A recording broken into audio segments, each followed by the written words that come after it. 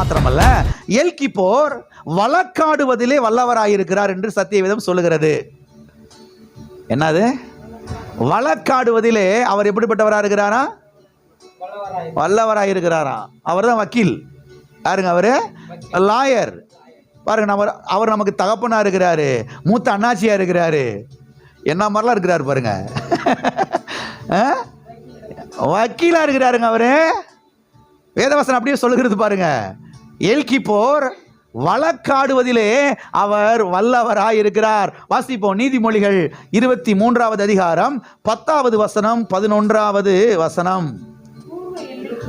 பூர்வ எல்லைக்குறியை மாற்றாதே, திக்கற்ற பிள்ளைகளுடைய நிலங்களை அபகரித்து கொள்ளாதே, அவர்களுடைய மீட்பர் வல்லவர், அவர் உன்னுடனே அவர்களுக்காக வழக்காடுவார்.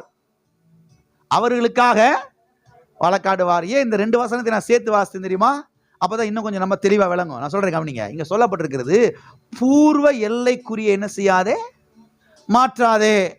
அதாவது என்ன நடக்குதுன்னு இன்னைக்கு உலகத்துல, பக்கத்தில் இருக்கிற இடத்தையும் சேர்த்து கல்லை ஊண்டி எடுத்துக்கிறது நடக்குதா இல்லையா?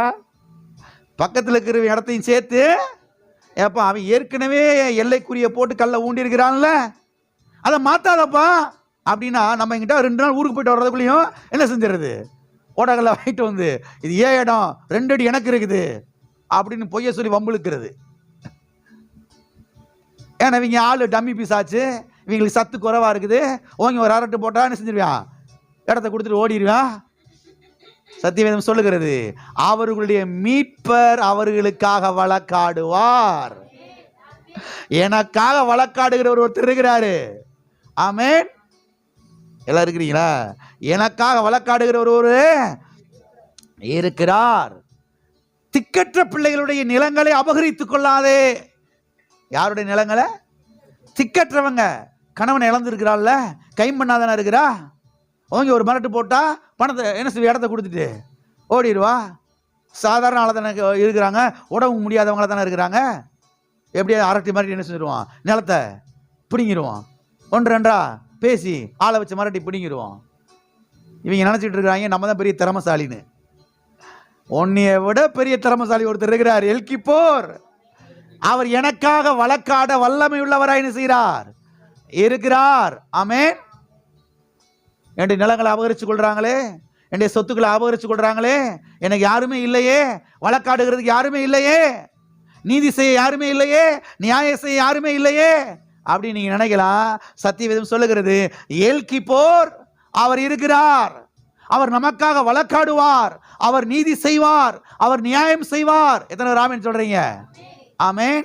அது மாத்திரமல்ல, சில வழக்குகள் எல்லாம் நீங்க பாத்தீங்கன்னா, சில வழக்குகள்லாம் நீங்க நீதிமன்றத்தில் பார்த்தீங்கன்னா,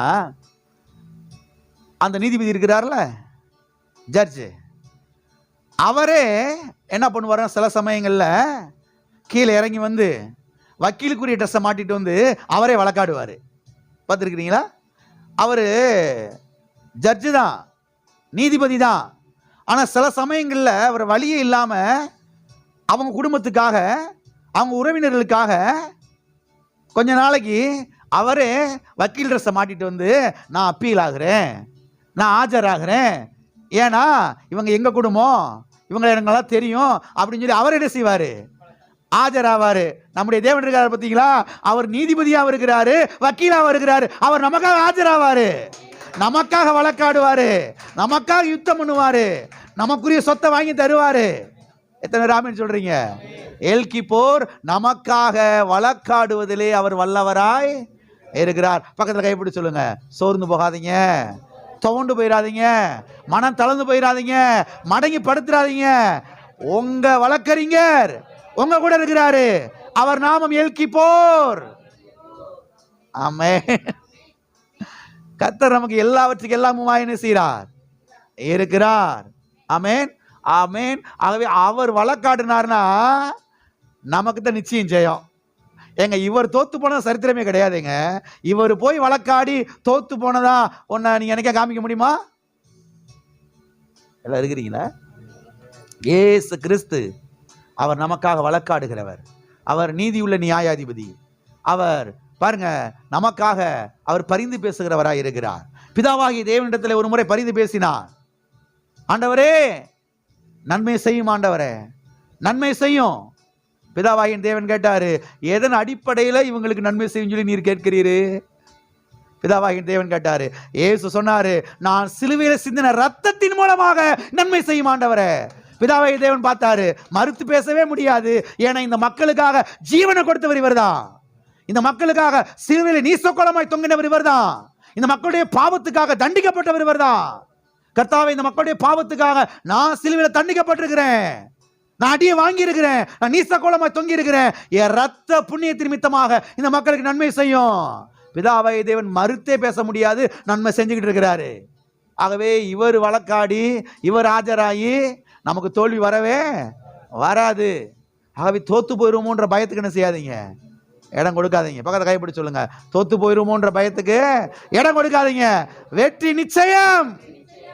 ஆமென்.